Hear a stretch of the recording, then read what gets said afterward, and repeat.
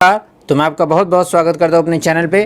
तो आज जो बात हम लोग करने जा रहे हैं वो माँ नवरात्र की चतुर्थ दिनम चतुर्थ पूजनम माँ कुष्मांडा के पूजन के बारे में बात करने जा रहे हैं। जैसा कि ये श्रृंखला चल रही है कि नवरात्रि के 9 दिनों में माँ को क्या भोग लगावे और माँ को क्या पुष्प चढ़ावे, साथ ही साथ किन राशियों के साथ माँ का विशेष कृपा रहती है इत्यादि, और उनके प्लैनेट इत्यादि के बारे में जो संक्षिप्त चर्चा चल रही है उसी को आगे बढ़ाते हुए आपको ये बताना जरूरी है कि माँ के चतुर्थ रूप अर्थात चतुर्थ दिन माँ कुष्मांड के रूप को ब्रह्मांड की जननी कहा जाता है। अर्थात माँ के अंडकोश में ही पूरा ब्रह्मांड है, ऐसा हमारे जो वेद वेदांत है उनमें इनका कहीं ना कहीं जिक्र है। तो ब्रह्मांड की जननी अर्थात जिन्होंने ब्रह्मांड का सृजन किया है, पूरा ब्रह्मांड जिनका है,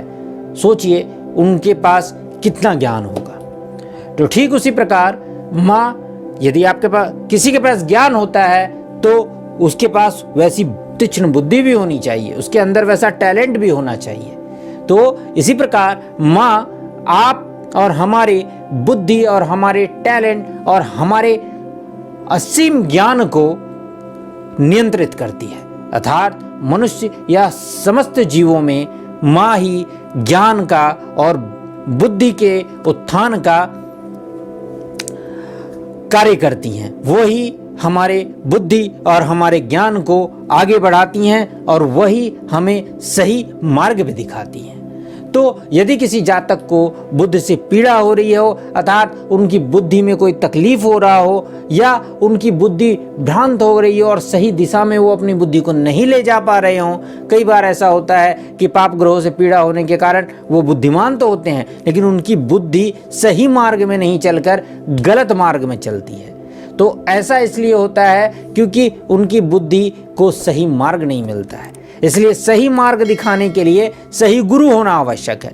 तो इसी प्रकार इस माँ के इस रूप से सीधा संबंध, अर्थात माँ का ये रूप जिस प्लैनेट पे अधिपत्य करता है वो है देवगुरु जुपिटर अर्थात बृहस्पति, और बृहस्पति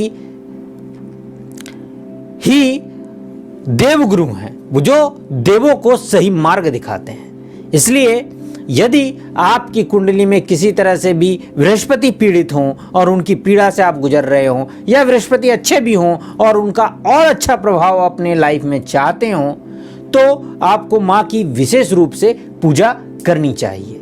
साथ ही साथ इतना ही नहीं, यदि आप माँ के इस रूप मालपुए का भोग बहुत पसंद है तो इस दिन माँ को मालपुए का भोग लगाना चाहिए, माँ को ये अति प्रिय है। साथ ही साथ पुष्प में माँ को चमेली के पुष्प बहुत पसंद है, इसलिए माँ को चमेली के पुष्प चढ़ाकर आपको प्रार्थना करनी चाहिए।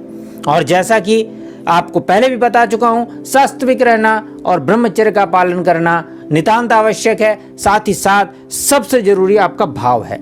और उसके साथ ही साथ यदि किसी को ये नहीं पता हो कि उनमें बृहस्पति की पीड़ा चल रही है या वो बृहस्पति के जातक हैं, तो संक्षिप्त रूप से मैं ये बता सकता हूं कि आप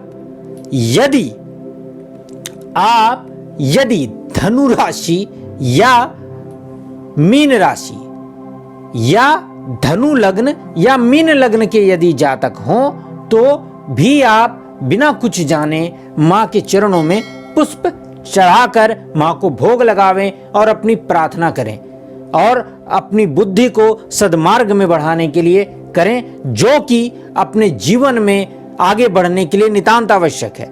आपकी बुद्धि सही चलेगी तभी आप सही दिशा में अपने जीवन को ले जाकर सही आय का स्रोत प्राप्त करेंगे और अपने जीवन में आगे बढ़ेंगे। तो बस वीडियो में इतना ही, आगे की वीडियो में फिर से मिलता हूं, तब तक के लिए नमस्कार।